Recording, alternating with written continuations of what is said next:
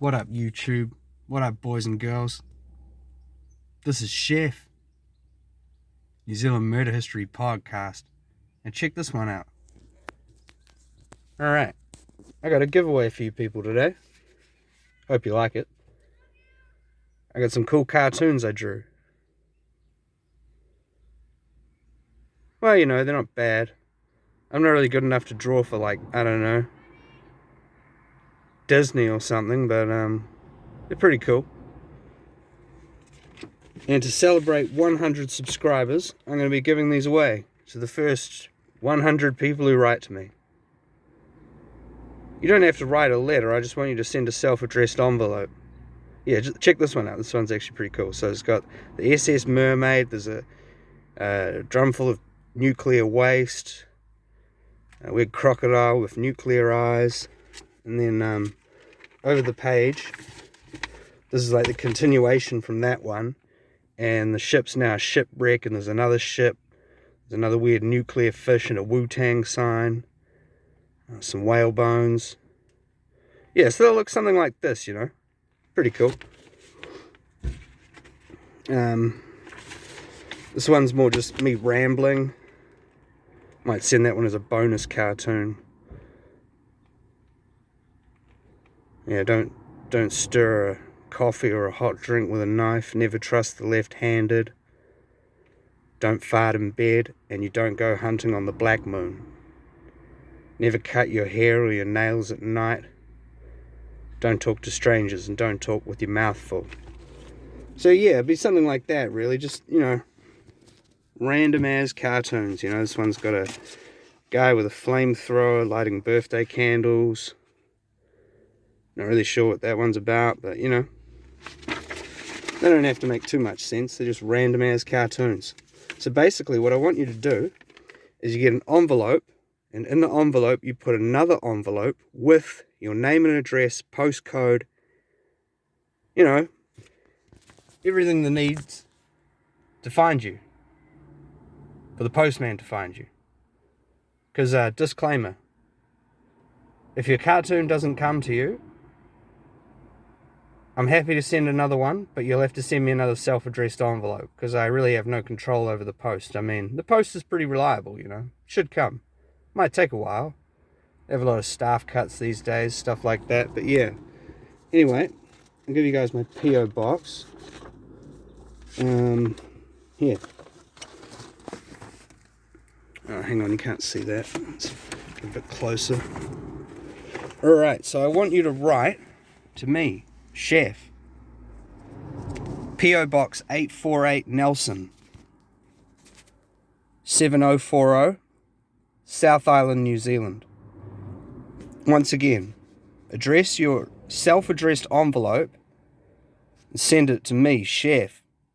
P.O. Box 848 Nelson, 7040, South Island, New Zealand. Okay. So yeah,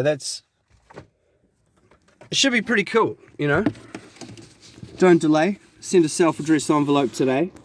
I don't know how many requests I'm going to get, but this is probably going to be my only ever giveaway because, frankly, I'm not really into spending too much money on this channel. It's just a hobby. And I don't imagine I'll be writing 1,000 cartoons when I get 1,000 subscribers. And who knows how long that'll take. So, yeah, this will probably be my only ever giveaway. So if you want some memorabilia, happy to send them to you. If you request, I'll even send you a script from an old episode. I write them out by hand. So yeah, if you want an old scripted book, happy to send it to you. My handwriting's pretty messed up. You'll be lucky if you can read it. And now I want to talk about some random true crime related things I was thinking about. Yeah, first of all, I just want to say, I actually took down my video that I made about Jan Molenaar, and I'd like to apologize to Jan Molenaar's family if I got the events in that video wrong, which I may have done so. Now, all the sources I read said that Jan Molenaar took his own life with a gunshot wound. I'm actually not really so sure about that. I mean, I wasn't there. I don't know what happened to Jan Molenaar. The thing about that case is it was very difficult to write, as the limited information available is very conflicting. So what actually happened that day, it's anyone's guess. And because the army took over the crime scene, that makes it the whole thing even more vague. Yeah, somebody commented in my comment section. I'd like to thank them. Thank you, Sonia. Because you're right. I don't know what happened that day. Anything could have happened. And, you know, I'm just going to remain open-minded on that one now, because who knows? I mean, one thing I will say is Jan Molenaar, he seemed more like the kind of guy to go out blasting other people than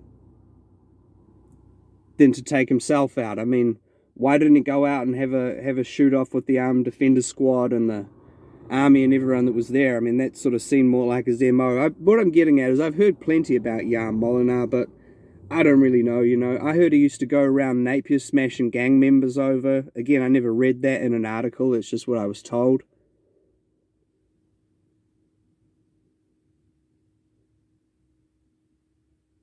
Yeah. I was also told that he was very anti-P. And the lady who commented in my comment section mentioned this. So, again, I can't confirm any of this. But, yeah, maybe he was anti-P, and maybe he was on side with certain cops and off side with others. I don't know.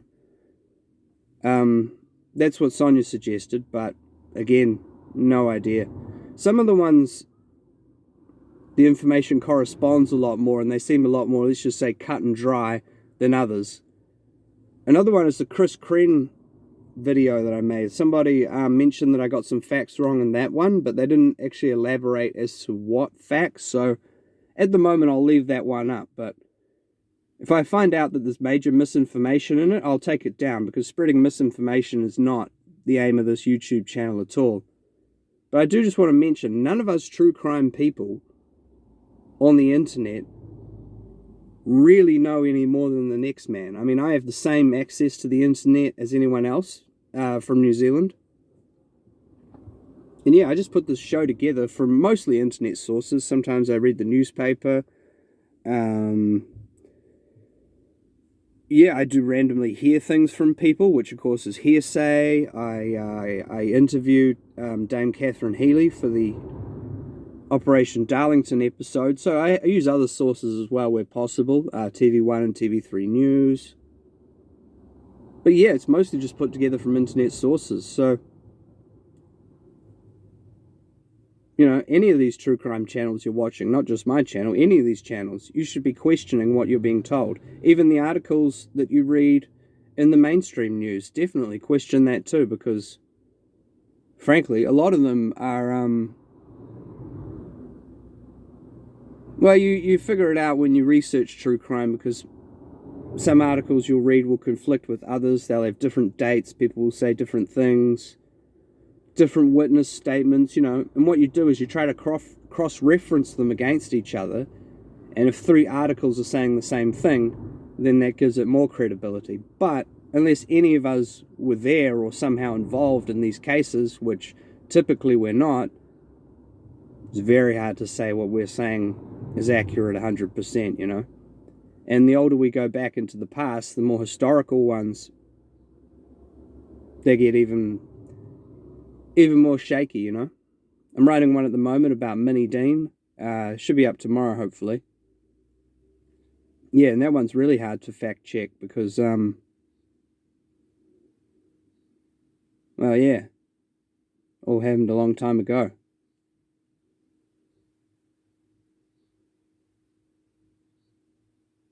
It was interesting because some of my shows are much more well-researched than others, you know. Like, for example, when I put that Scott Watson one that I did up, that's just me reading one article and saying what I know from, you know, from it being in the headlines, the case being in the headlines for the last number of years.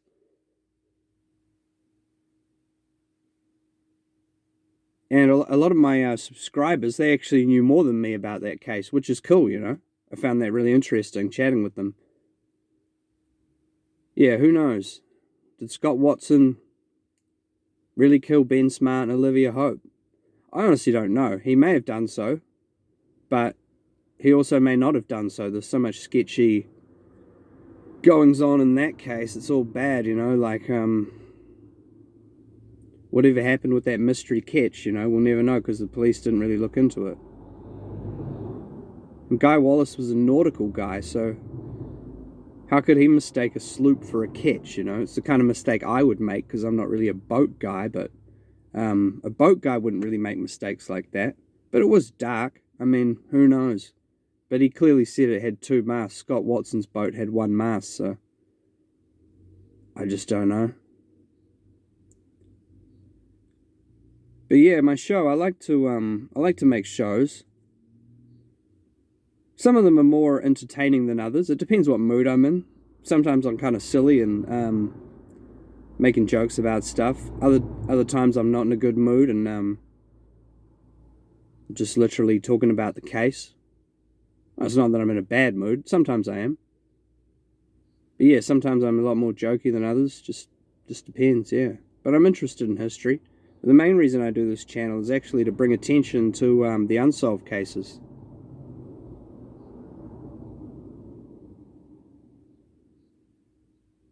And that's why I wear a mask when I film myself.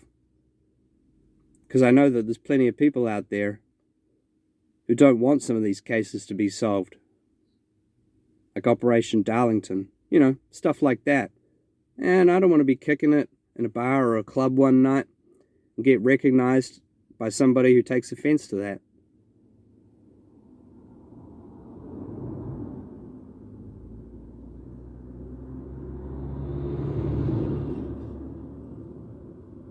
Well, I guess that's all I had to say about that. Have a good day, everybody.